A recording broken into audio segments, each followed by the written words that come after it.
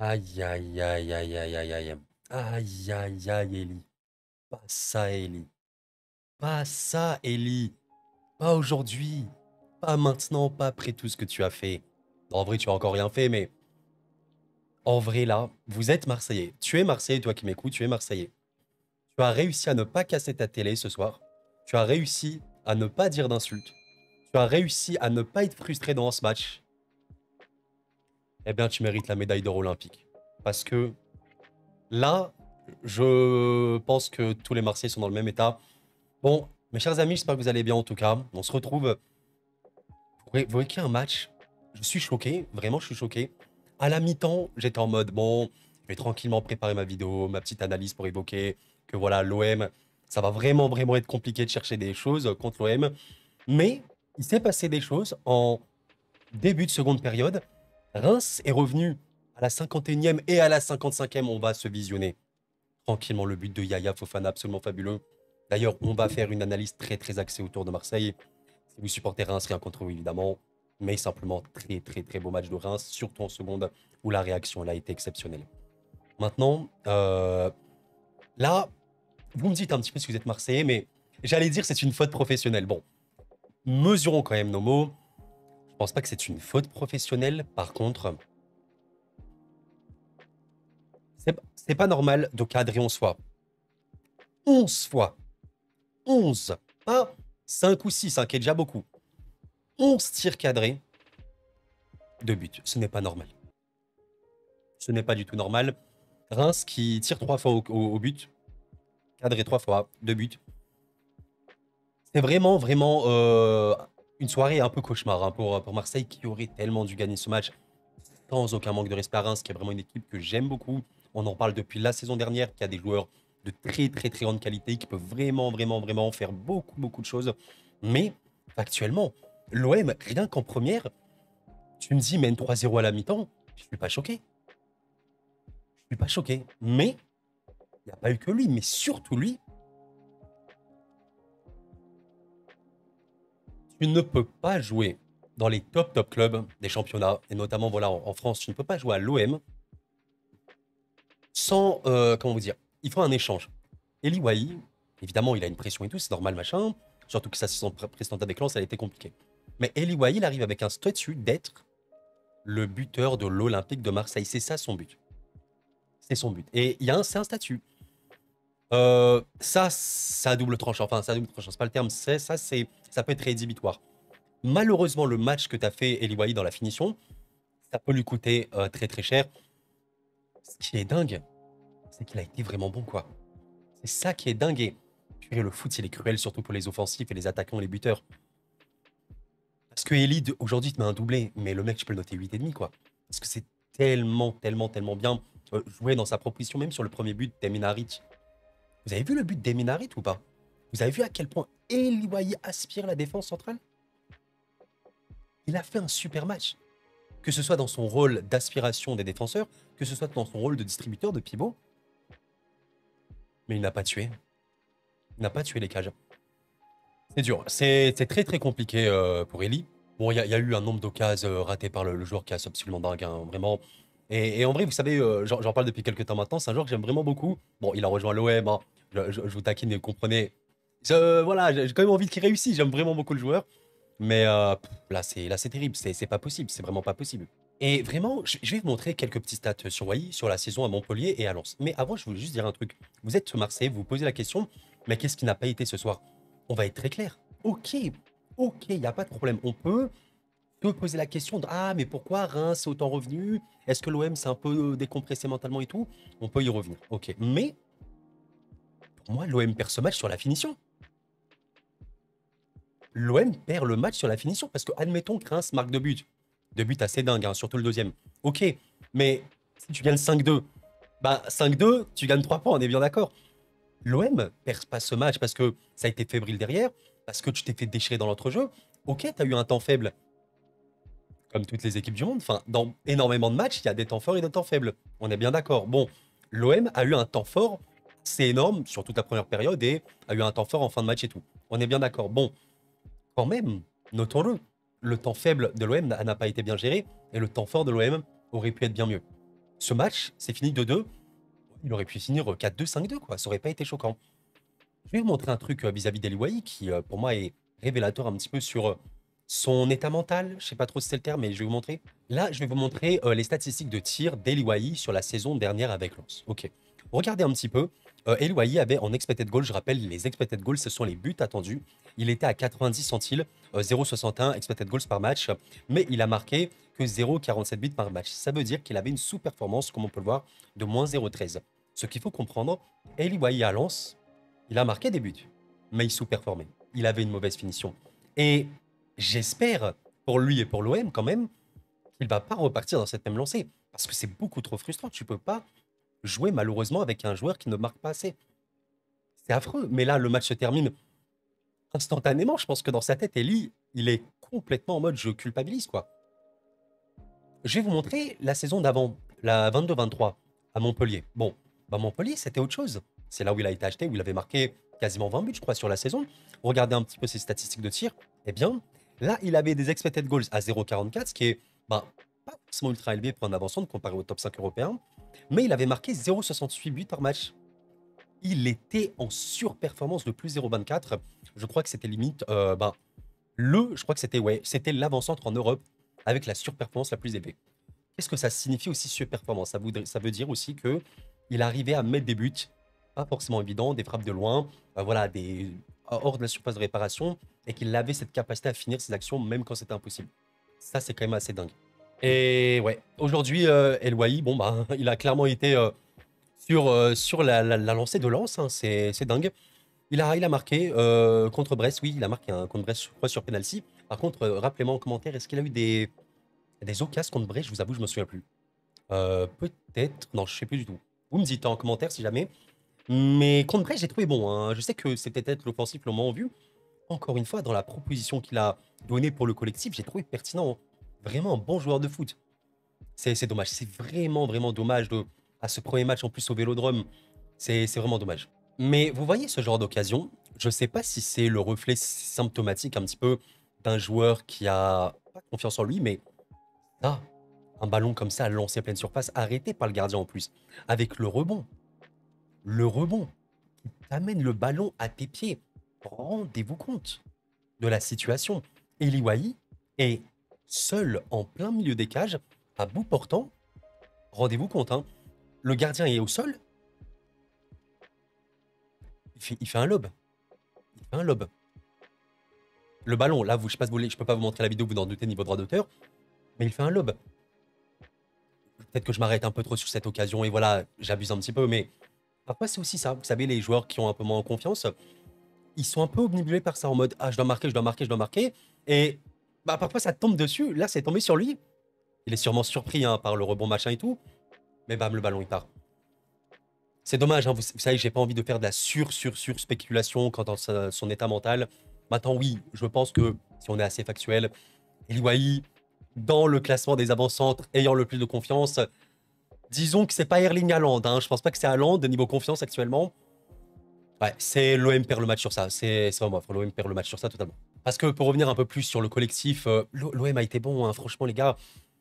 L'OM a été globalement bon dans la proposition, dans l'intensité mise, notamment en première. C'était de très très très haut niveau. Il y avait encore des absences, je pense notamment à Koné. Je pense que Ismaël Koné plus Pierre-Emile Højbjerg, ça peut être peut-être le meilleur double pivot de France. Évidemment, hors PSG, je pense quand même que Vitinha, potentiellement jouant en Neves et tout, c'est quand même extrêmement fort. Mais Kondogbia peut faire le taf, hein, totalement, je ne l'ai pas trouvé si mauvais. Mais le Højbjerg Koné, quand il va arriver, non, là, il faudra être prêt, vraiment, parce que je pense que le volume mis en place, ça va vraiment être quelque chose d'assez dingue. Et pour vous montrer quelques stats un petit peu approfondies, d'ailleurs, je peux vous montrer également un peu les stats de tir. Regardez à quel point les joueurs de Marseille ont tiré. Il y a eu 4 tirs pour Eloy, dont 0 but, hein, quand même, c'est assez dingue. Des tirs à bout portant pour la plupart. Vous avez même Merlin sur son côté qui avait pas de tir. Højbjerg, souvent de loin, on sait qu'Højbjerg, pour ceux qui ne connaissaient pas trop, c'est réellement un joueur qui aime tirer, qui aime déclencher et qui en vrai va marquer. Hein. Je ne serais pas du tout étonné qu'Højbjerg marque pour son prochain match ou à Marseille. Tranquillement, en plus, c'est un joueur très très fiable. Bon, au final, regardez les XG, c'est pas normal. Je suis désolé, j'abuse avec ça, mais c'est vraiment pour vous montrer à quel point ce n'est pas normal. 3,28 XG. Enfin, pour ceux qui ne sont pas très familiarisés avec les stats avancées et tout, les XG et tout, quand tu as 3,28 d'XG sans penalty sur un match, c'est énorme, mais j'insiste là-dessus, c'est énorme, énorme, énorme. C'est beaucoup, beaucoup, beaucoup trop élevé. Rendez-vous compte. Et ça, c'est de la finition.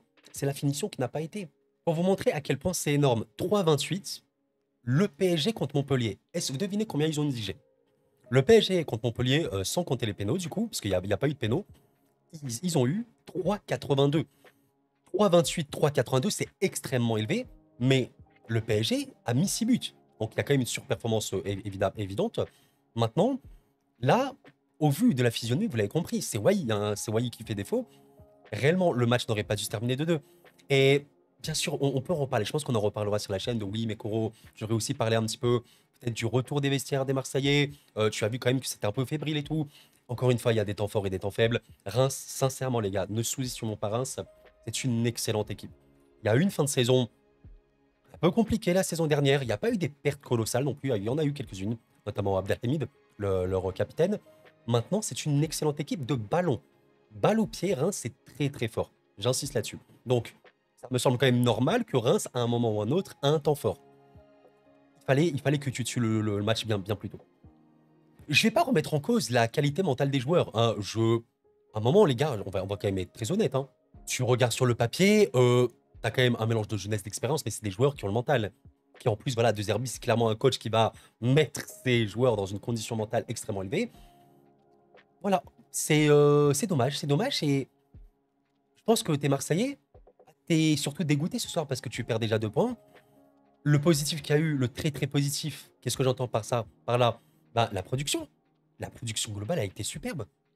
La première mi-temps, elle est gérée d'une main de maître. Il n'y a quasiment rien à dire.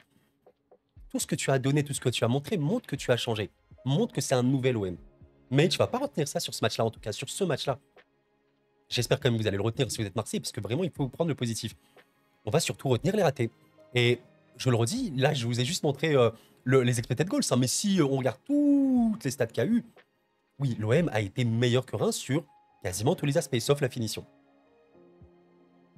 Sauf la finition. C'est legit, il n'y a que ça où Reims a été meilleur.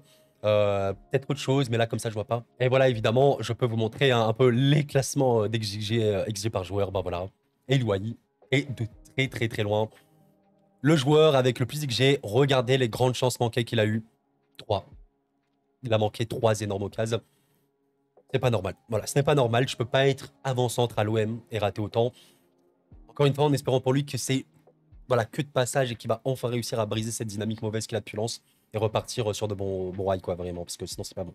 Alors, juste, j'avais dit, l'OM était meilleur que Reims sur à peu près tous les compartiments du jeu. On peut juste noter, comme vous voyez, l'aspect défensif où c'est normal. Reims a été meilleur parce que Reims a été beaucoup plus mis à contribution, c'est logique. Bon, du coup, on va quand même faire, pardon, un point classement, un point pour un peu se projeter. Qu'est-ce qu'il y a comme match et tout qui arrive? Bon, déjà, voilà, les un peu gros favoris, à savoir le PSG, le LOSC, Monaco et tout, ont gagné leur match. Lens a d'ailleurs gagné ces 2 matchs. Bon, bah, Marseille aurait largement pu. Hein. D'ailleurs, avec 7 buts marqués, Marseille est le deuxième club ayant marqué le plus de buts en Ligue 1.